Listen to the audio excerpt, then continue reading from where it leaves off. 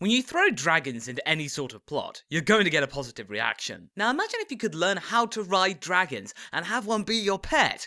That would be awesome, right? Yeah, I figured. If you're gonna learn, then you need an academy in which to do it. Preferably one with loads of well-endowed students. Well, that's what you get with Dragonar Academy, but its substance is nowhere near as full as the chests of most of its characters. From the off, we're presented with a young boy named Ash Blake who has had his arm sliced off and nearly dying before being brought back to life and bestowed a star brand by as of then an unknown entity. Cut to a future time and he is seen as a social pariah in that he can ride any dragon, also referred to as a par or partner, instantly, and it respond to his command. He is labelled a problem child and is quite volatile, which makes him a loose cannon amongst the students of Anne Sullivan Academy. His aggressive nature isn't helped by royal prude Princess Sylvia and her standoffish nature, and then cruel attitude to him initially. It's quite obvious that we are meant to feel sorry for Ash, especially when we find out that he did have a par, but not anymore, through unfortunate circumstances. Perhaps that first scene was a clue. After the pair duke it out in an upcoming dragon race, Ash runs into two warriors from the rival country of Zephyros, and he is quickly dispatched through a rather underhanded tactic. I did scream out in protest at that part. It's through this action that his new par appears in all her naked glory. She is later named Echo,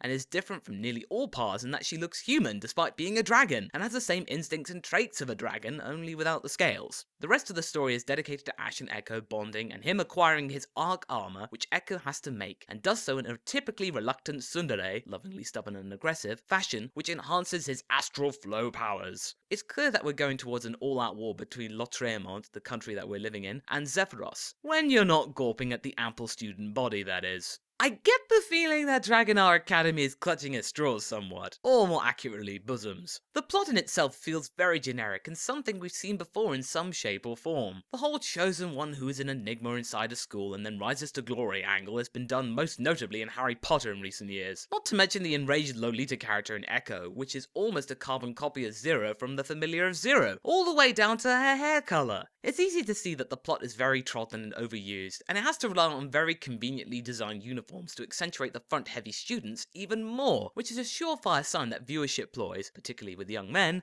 are running amok. It's very unlikely that many students would have those kind of racks, or a school would even try and enhance them further. But then we are talking about a place where dragons not only exist, but are as common as horses, so I guess anything can happen. I'm so waiting for a banana riding a unicycle. Then again, I should have known what I was getting into. 4 minutes into the first episode, we're thrust a steamy softcore scene with the god who is watching over proceedings named Navi, who entrusts Echo to Ash through kisses and straddling. Right, she claims she was sizing him up later on. She sure was. Nudge nudge, wink wink. It all starts to make sense somewhat when we realise that Dragonar Academy is someone's first, and seemingly only, story. The writer Shiki Mizuchi wrote this back in 2010 as a light novel, and has not made any other stories since then, capitalising off the success of this IP. It stands to reason that his relative inexperience in nuanced storytelling is to be expected. He has probably written some unpublished articles, but this is the only one to make it to print. Then we get the animation house in charge of the design. C-Station. Dragonar Academy is their first proper production after doing contract work for other titles. Really low-end animation work, mind. They spun off from larger studio B-Train in 2009, and it's taken them 5 years to get an anime out to market. I guess they were building an experienced team, and I will give them credit. It does look decent. Not groundbreaking, but passable.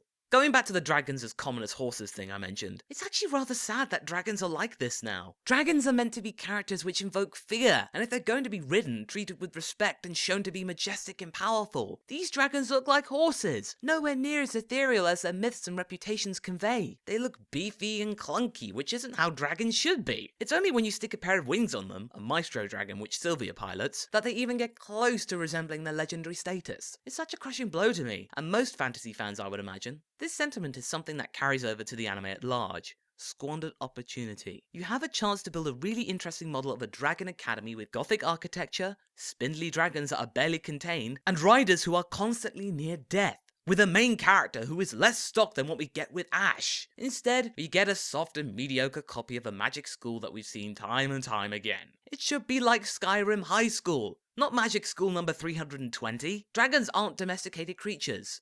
Simple as that. There's not much else to say about Dragonar Academy except that it is a poor reiteration of a tired concept which fails to make a dent in the universe, or even engage me. I will give it credit for looking somewhat decent in the animation department and character models, although sometimes the eyes look a little large for their owners' bodies. It looks alright in that regard. Shame that the same amount of effort couldn't have been put in the original light novel in which it was based on. I wouldn't bother with this show unless you're looking for some mild titillation. Dragonar Academy is available to stream on Funimation's website. My rating? Cancel.